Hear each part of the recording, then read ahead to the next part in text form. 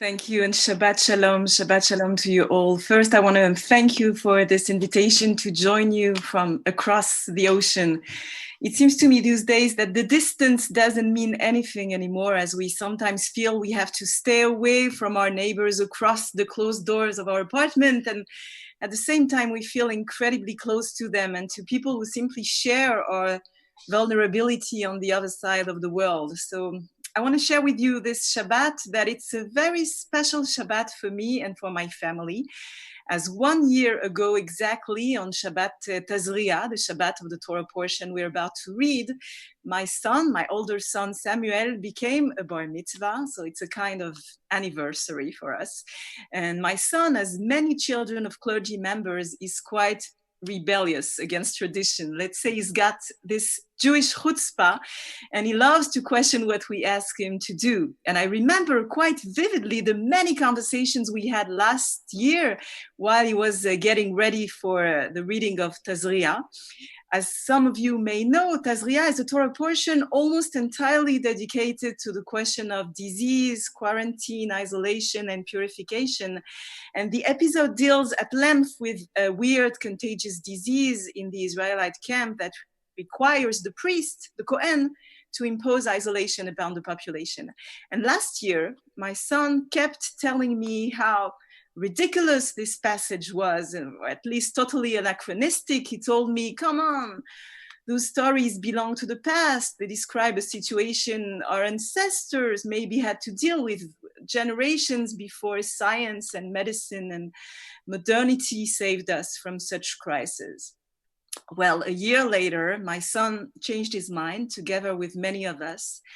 And he acknowledges the story portion might somehow still talk to our generation, although not literally, but at least as a source of inspiration about how we can sometimes be those priests in our society. People who are able to carefully look around them, step in when they're needed, and envision what could be healed, and how together we could move forward beyond isolation.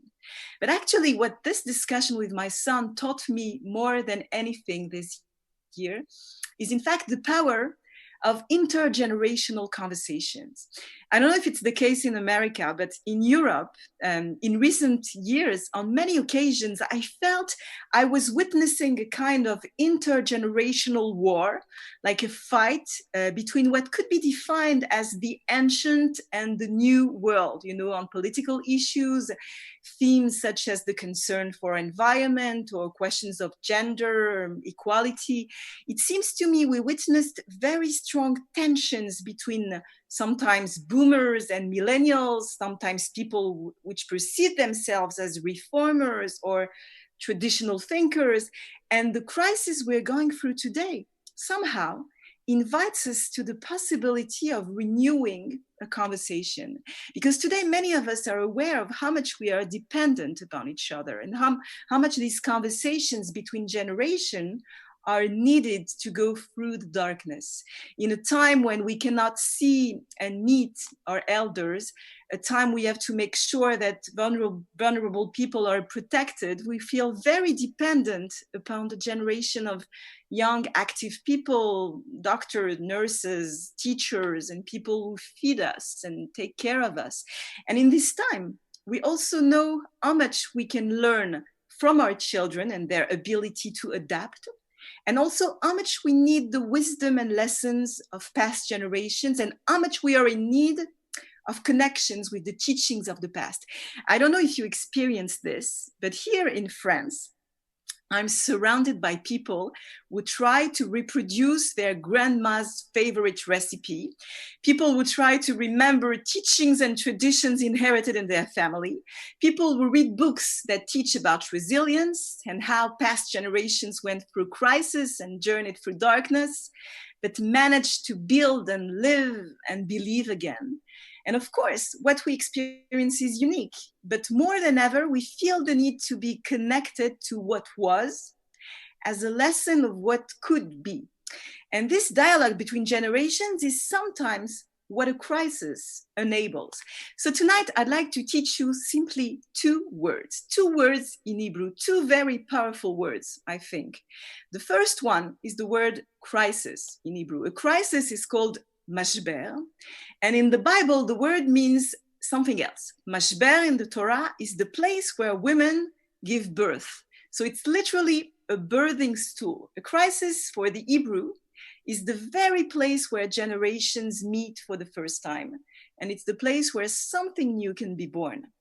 And the other Hebrew word that I would like to teach you tonight is a word actually you know because we pronounce it constantly in services, during services. It's the word dor, which in Hebrew means generation. We say midor ledor, from generation to generation. And the word dor is very poetic because in Hebrew, its etymology says something else.